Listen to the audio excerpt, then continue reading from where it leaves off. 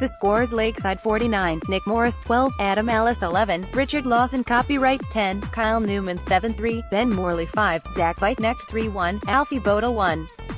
Ipswich 41, Rory Schlein 12-1, Connor Mountain 12, Eddie Kennett G 7, Cameron Heeps 6-1, Danyon Hume 4-3, Taylor Hampshire G 0. The story: the Tru Plant Witches exited the Knockout Cup on Friday evening at Lakeside as they were beaten 49-41 in the second leg despite a battling performance with 3 riders absent due to injury. It was a terrific performance from the depleted Witches, who went into the meeting without the injured trio of Danny King, Nico Kovati and Michael Hartle. The Hammers cruised through to the next round 103-76 on aggregate after their big win at Vauxhall on Thursday, but the Witches battled on throughout the night and made the home side work hard for their victory.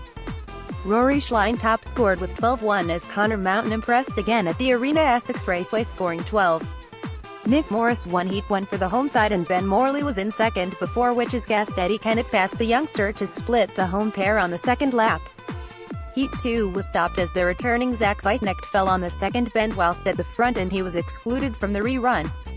The Witches took full advantage in the rerun as Mountain and Danyon Hume hit a maximum for the away side.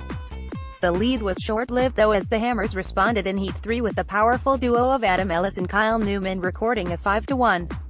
Richard Lawson continued his good form with a win in Heat 4 ahead of Schlein, and Hume kept Alfie Bowtell at the back for a shared heat, leaving the home side 13-11 up and 67-46 in front on aggregate. It was the pairing of Ellis and Newman that did the damage again in Heat 5 as the home side extended their lead with another 5-1. Mountain was the early leader in the heat before he was passed at the end of the first lap by Ellis, and then Newman got his way into second on the following lap. The Witches reserve never gave up and regained second on the final lap, but Newman hit back on the home straight to make sure of the maximum. Schlein won Heat 6 as Mountain was passed for second by Morris on the second lap, but it was a Witches 4-2 heat advantage. Lawson won Heat 7 ahead of Heeps as Wajtknecht picked up third for Hammers 4-2. Morley took the checkered flag in Heat 8 ahead of Heeps and Hume as a 3-3 made the score 27-21 to the Hammers and 81-56 on aggregate. Schlein won again in Heat 9 in a shared heat as he was chased hard by Ellis.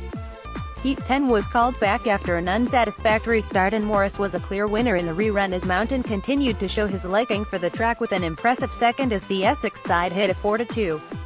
Lawson made it 3 wins from 3 in Heat 11 as Kennett had to work hard for second, but with Wajtknecht third it was another 4-2 as the hosts extended their lead on the night to 10.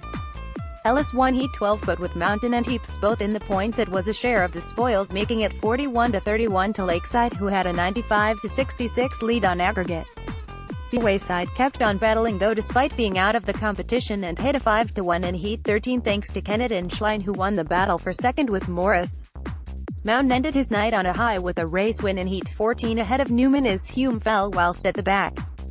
Morris won the final heat of the night ahead of Schlein as Lawson picked up third to make the final score 49-41 on the night and 103-76 on aggregate.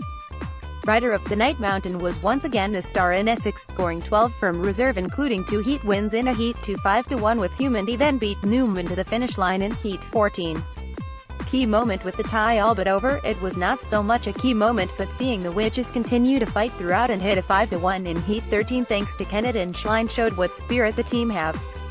Next meeting: the Tru Plant Witches are back in action on Sunday the 6th of May when they travel to Newcastle for championship fixture.